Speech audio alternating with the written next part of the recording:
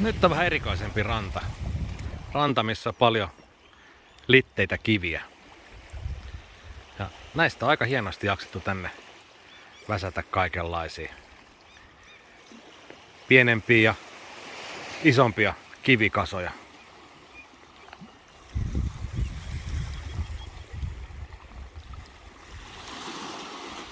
Siinä on muutama litteä kivi. Tämä on niin kuin paikallinen Stonehenge.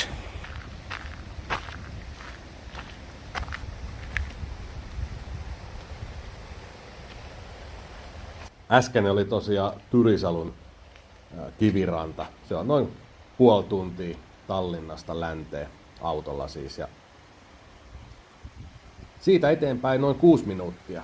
Niin tullaan tähän noin 6 metriä korkealle ja useita kymmeniä metriä leveälle Keilan vesiputoukselle. Oikein vehreät maisemat.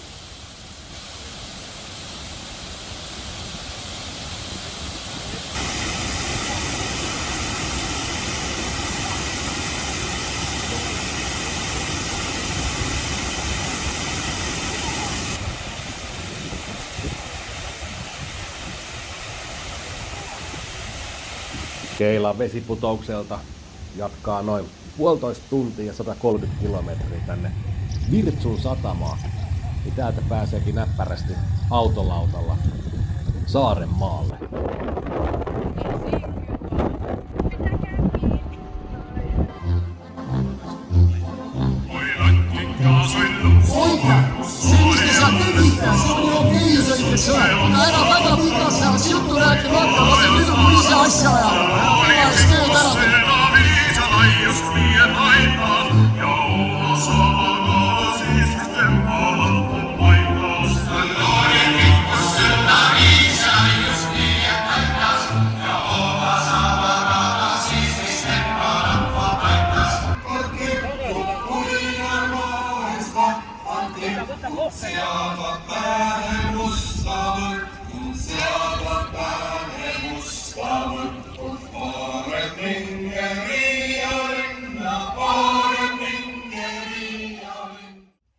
Itse asiassa lautta menee ensin Muhun saarelle, josta tuo äskenenkin ilmeisesti kansantanssi tuli kuvattua. Mutta täällä Muhun saarella on myös tämmönen Muhun strutsitila.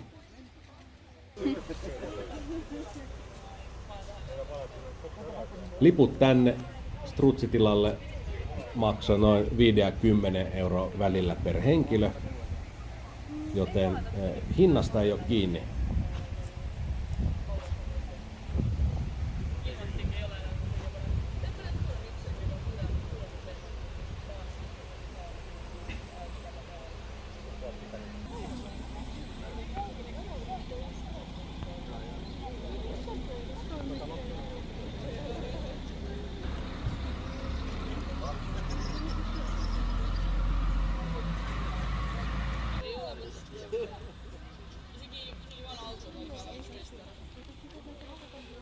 Sen lisäksi, että täällä on näitä strutseja, niin täällä on muutama muukin oikein yllättävä tapaus.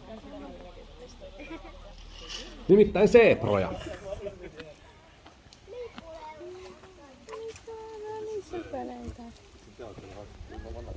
Nämä raidalliset kaverit oli oikein rauhallisia. Tästä kun poistaa johonkin Insta, ettei tyypit vielä oikein luulee, että mä oon jossain ulkomaan. Täällä Afrikan savannilla ollaan. No niin, söpöleitä. Syömässä Sitten on pikkuseebra. Ei, sillä on toi käppi.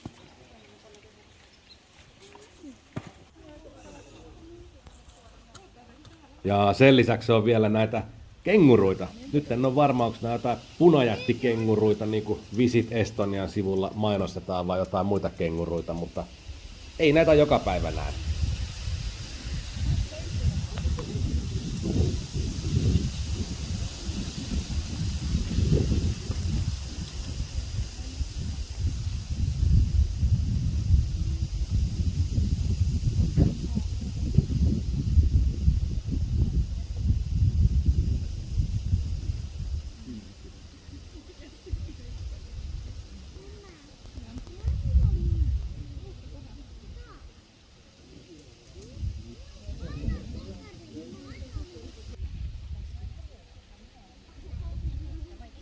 Sen lisäksi vielä piikkisikoja.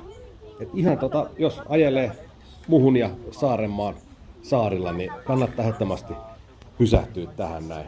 On heti tosiaan siitä Lauttarannasta, niin vähän matkan päässä.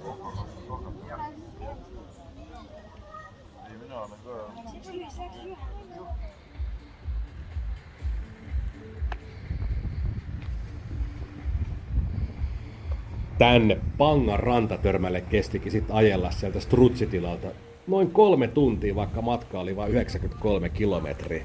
Eli aika hissukseen tultiin, mutta maisemat täältä 20 metrin korkeudesta, täältä tämmöisestä kallioperä paljastuman reunalta on todella mahtavat ja täällä saa kyllä halutessaan tosi hienoja maisemakuvia. Aika tuulista täällä on, mutta ei se mitään.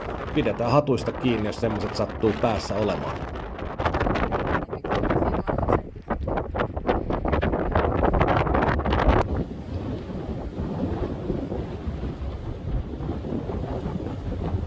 Rantatörmältä tänne Sörven majakalle tuli tornille.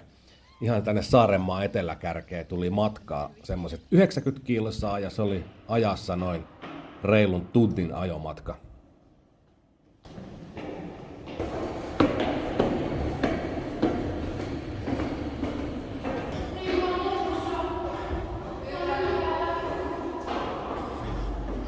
Matka jatkuu. Tämä majakka on rakennettu niinkin myöhään kuin 1960. Tässä aikaisemmin siellä on 2 jotain muuta majakkaa. Ja tällä nykyisellä on korkeutta 52 metriä.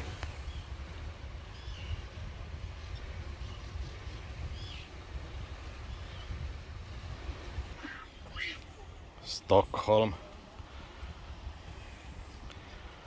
Gotland, Copenhagen, Rostock, Dansk, Latvia, Riga.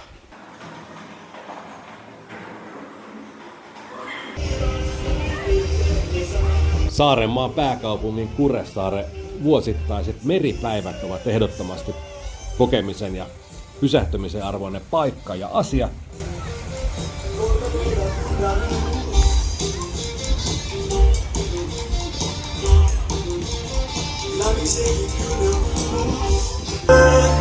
And we are legends every day. That's what you told me. We are diamonds taking shape. We are diamonds taking shape. Meillä valitettavasti nyt ei ollut aikaa jäädä nauttimaan näistä festareista kuin noin 1 jäätelöpallon verran.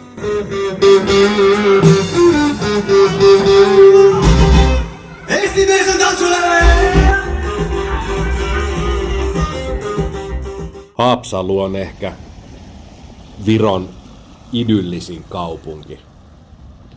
Täällä tuntuu niin kuin aika olisi pysähtynyt ja kyllä se kieltämättä joiltain osin onkin.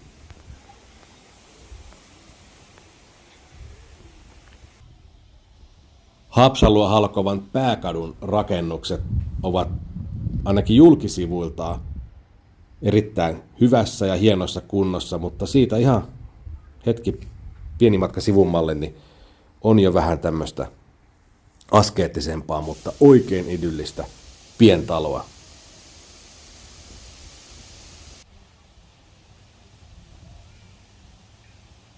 Haapsalun rautatieasema. Jos et Haapsalussa vieraillessasi ajatellut käydä kuin yhdessä ainoassa kohteessa, niin se kannattaa ehdottomasti olla tämä. Itse kävin täällä viimeksi vuonna 1994 ja nyt 2023 heti uudestaan.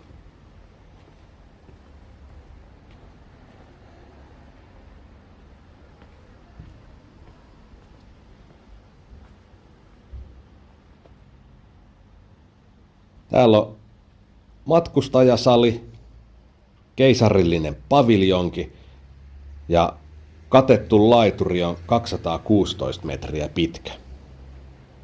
Tässä on semmoinen erikoisuus ollakseen rautatieasema, että tänne tuli ensimmäinen juna vuonna 1905 ja viimeinen lähti 1995. Ja sen jälkeen junat eivät ole kulkeneet mihinkään, koska ei tänne tule enää kiskojakaan. Tämä on siis käytännössä tämmöinen ulkoilmamuseo.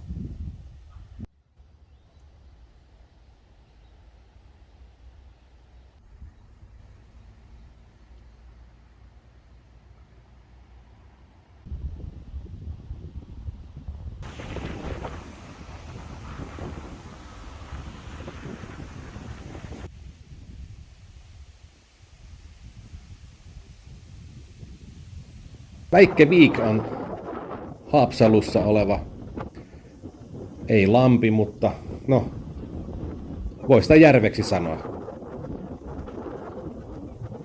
jonka reunamilla on sitten kaislaa ja lisää pientaloasutusta.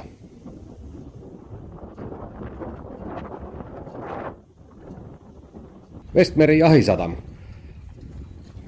Tää on vierasvenesatama, jossa just tällä hetkellä ei ole kovin täyttä, vaikkakin ehkä veneilykausi on parhaimmillaan.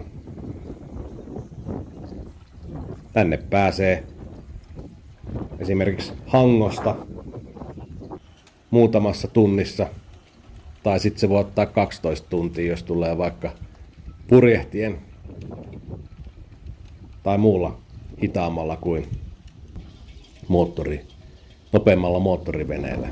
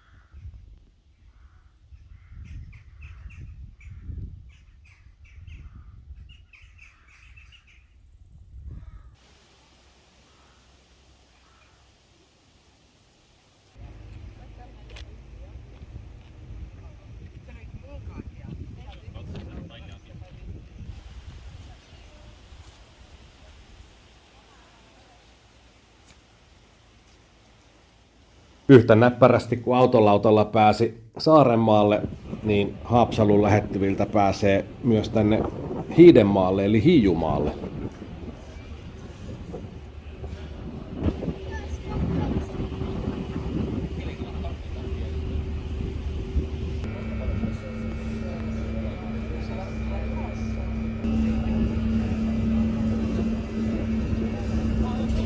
Ja täällä Hiijumaalla on tämmönen aivan käsittämättömän hieno, upea, uniikki paikka kuin Sääretirpe.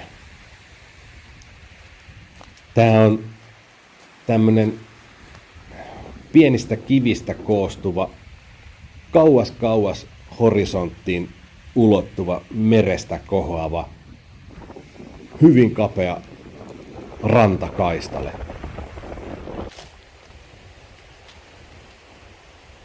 Meillä kävi niin hyvä tuuri, että vesi oli todella lämmintä ja päästiin nauttimaan näistä upeista maisemista ihan rauhassa.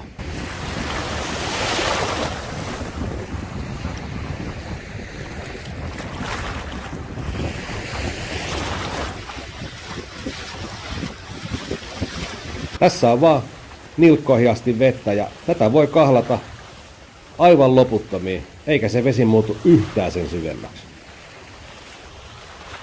Katsoo mihin suuntaan vaan, niin oikeastaan vaan näkyy horisontti. Tässä on paikallista helle janojuomaa. Oikein hyvää limonaadia. Ja paikallinen taituri näyttää Workout paused. muutamat temput.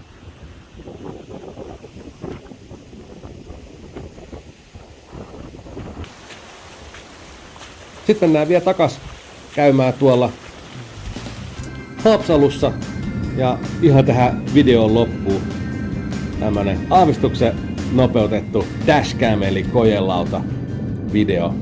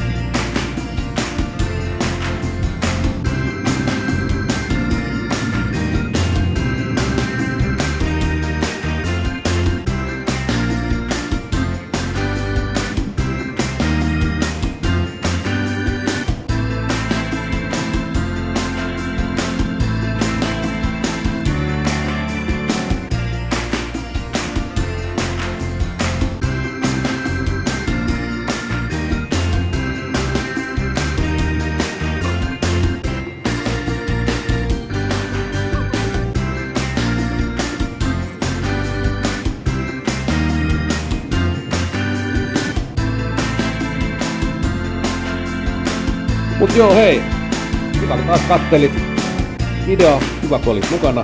Ja tästä mun kanavaltahan löytyy myös muutama Itä-Virossa oleva nähtävyys, joten käypä katsomassa nekin videot ja ota kanava tilaukseen. Moi moi!